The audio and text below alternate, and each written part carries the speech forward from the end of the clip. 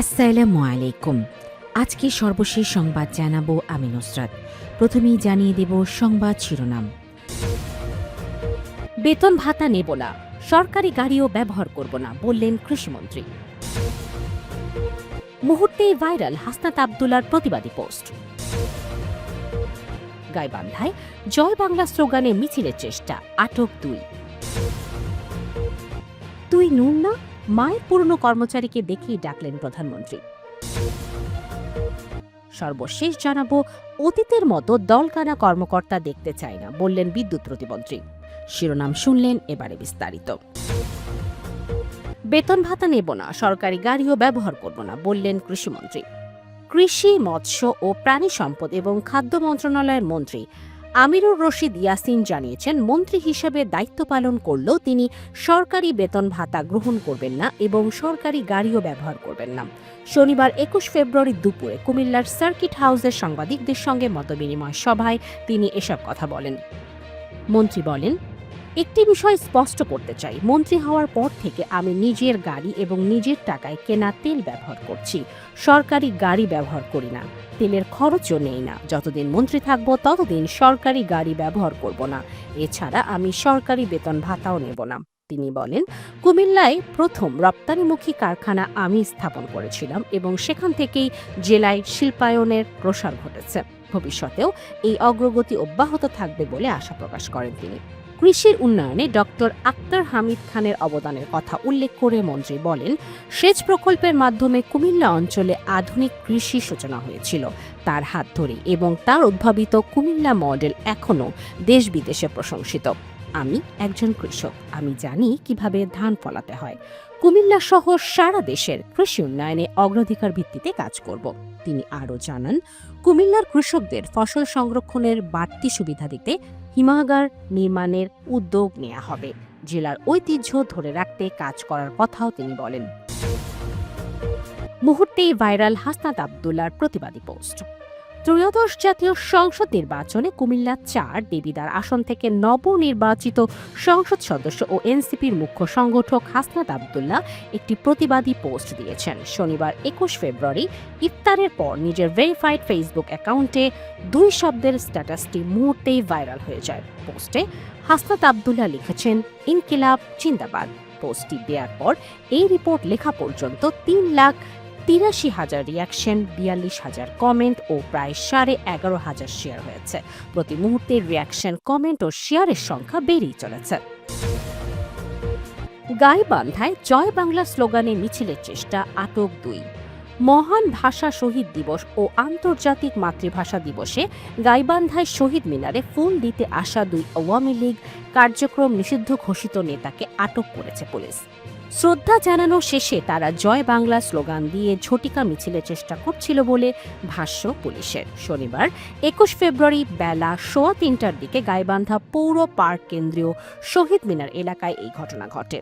আটক 2 জন হলেন গাইবান্ধা সদর উপজেলার বল্লমঝাড় ইউনিয়ন পরিষদের সাবেক চেয়ারম্যান ও সদর উপজেলা আওয়ামী লীগ নেতা ইমারুল ইসলাম শামীম এবং সাদুল্লাপুর উপজেলার নলডাঙ্গা ইউনিয়ন আওয়ামী লীগের সাধারণ সম্পাদক শাহিন চাকলাদার। পুলিশ ও প্রত্যক্ষদর্শীরা জানান, শনিবার বিকেল 3টার দিকে 14-15 জন ব্যক্তির একটি দল শহীদ মিনারে শ্রদ্ধা নিবেদন শেষে হঠাৎ করে জয় বাংলা সহ বিভিন্ন স্লোগান দিয়ে একটি ঝটিকা মিছিল বের করে। এ সময় এলাকায় উত্তেজনা ছড়িয়ে পড়লে পুলিশ ধাওয়া দিয়ে 2 জনকে আটক করে। বাকিরা দ্রুত ঘটনাস্থল ত্যাগ করে। এবার ফরিদপুরের নগরকান্দায় আওয়ামী লীগের কার্যালয়ে জাতীয় পতাকা উত্তোলন। গাইবান্ধা সদর থানার ওসি বিষয়টি নিশ্চিত করে জানান, জননিরাপত্তা বিঘ্নিত হওয়ার আশঙ্কায় এবং নিষিদ্ধ কার্যক্রমের প্রেক্ষাপটে ওই 2 জনকে আটক করা হয়েছে। পলাতকদের শনাক্ত ও আইনি প্রক্রিয়ায় আনতে পুলিশ তৎপরতা অব্যাহত আছে। তুই নুন না, মায়ের পুরনো কর্মচারীকে দেখেই ডাকলেন প্রধানমন্ত্রী। সরকার প্রধান হিসেবে দায়িত্ব গ্রহণের 3য় কর্মদিবসে তেজগাঁওয়ে প্রধানমন্ত্রীর কার্যালয়ে আজ প্রথম অফিস করেছেন প্রধানমন্ত্রী তারেক রহমান। দায়িত্বের টানে সরকারি ছুটির দিন শনিবারও সকালে ছুটে আসেন অফিসে।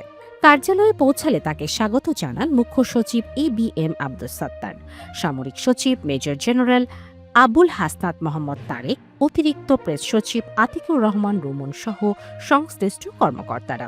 প্রধানমন্ত্রীর অতিরিক্ত প্রেস সচিব আতিকুর রহমান রুমন বলেন, কার্যালয়ের প্রধান ভবনে প্রবেশের আগে প্রচলিত রীতিনীতির অংশ হিসেবে বৃক্ষরোপণ করেন প্রধানমন্ত্রী তারেক রহমান। এরপর ভবনের দিকে অগ্রসর হওয়ার সময় দূরে দাঁড়িয়ে থাকা কয়েকজন কর্মচারীর দিকে তার দৃষ্টি পড়ে। ওই কর্মচারীদের মধ্যে ছিলেন অফিস সহকারী, মালি ও ড্রাইভার, যাদের কেউ তার মা, সাবেক প্রধানমন্ত্রী বেগম খালেদা জিয়ার সময় থেকেই কর্মরত। নিরাপত্তা ও প্রোটোকলজনিত কারণে তারা নির্দিষ্ট দূরত্বে অবস্থান করছিল। এত বছর পর প্রধানমন্ত্রী তাদের চিনতে পারবেন কিনা এমন সংশয় কাজ করছিল তাদের মনে। হঠাৎ দূর থেকে ভেসে আসে প্রধানমন্ত্রীর ডাক, তুই নূর না? আর তাতেই ভেঙে যায় আনুষ্ঠানিক পরিবেশের আবহ। নুরুল আমিন সহ অন্যরা এগিয়ে আসেন, চোখে আনন্দ, মুখে বিস্ময়। প্রধানমন্ত্রী হয়েও তিনি যে তাদের ভুলে যাননি তা যেন স্পষ্ট হয়ে ওঠে সেই মুহূর্তে।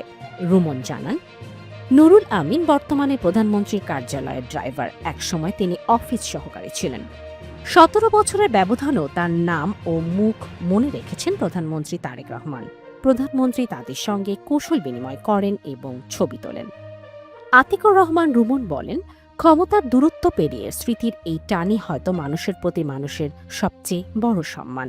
তিনি আরও বলেন, দীর্ঘদিন পরও পুরনো কর্মচারীদের চিনে নেওয়ার ঘটনাটি সেখানে উপস্থিত সবার নজর কাড়ে। প্রধানমন্ত্রী হিসেবে নয়, মানুষ হিসেবেও তিনি প্রথম কর্মদিবসে একটি দৃষ্টান্ত স্থাপন করেছেন।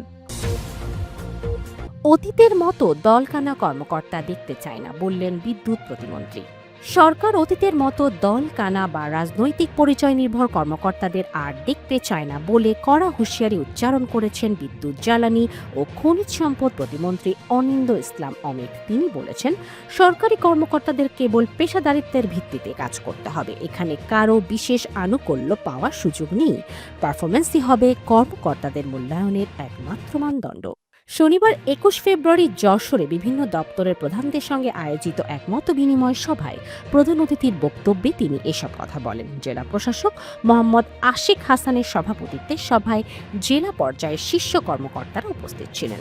তিনি বলেন, জনগণের ভোটে নির্বাচিত সরকারের প্রতিনিধি হিসেবে সবাইকে জবাবদিহির মধ্যে কাজ করতে হবে এবং সরকারের নির্বাচনী ইশতেহার অনুযায়ী দায়িত্ব পালন করতে হবে। অসৎ উদ্দেশ্য থাকলে সমস্যা তৈরি হবে বলেও সতর্ক করেন তিনি বিভিন্ন দাপ্তরিক প্রধানদের উদ্দেশ্যে বলেন, আপনারা যশোরের হয়ে আমার কাছ থেকে কাজ আদায় করে নেন, আমি আপনাদের হয়ে মন্ত্রণালয়ে দৌড়াবো। অতীতে জনগণের সঙ্গেও কোনো প্রকার সংযোগ ছাড়াই কাজ হয়েছে, যে কারণে জনগণের কোনো সমস্যার সমাধান হয়নি।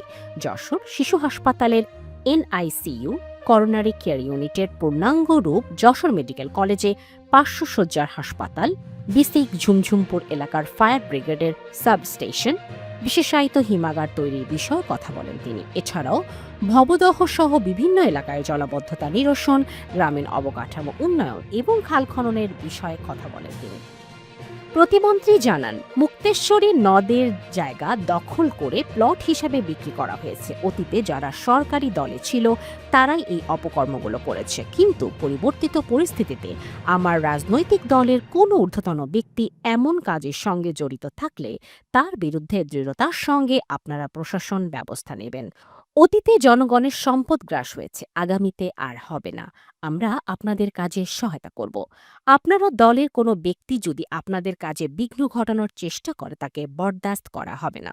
মাহে রমজানের প্রথম দিনে পৌর এলাকার উচ্ছেদ অভিযানের বিষয়ে তিনি বলেন, এটা অনির্বাচিত সরকার করতে পারে, নির্বাচিত সরকার পারে না। আমরা ফুটপাত দখলমুক্ত করব, যানজট নিরসন করব, সবই ঠিকই আছে। এক্ষেত্রে মানবিক হতে হবে, তাদের জন্য বিকল্প কিছু করতে হবে। প্রতিমন্ত্রী অনিন্দ কুমার অমিত আবারও মাদক, সন্ত্রাস, কিশোর গ্যাং মুক্ত নিরাপদ যশোর গড়ার অঙ্গীকার পুনরায় ব্যক্ত করেন।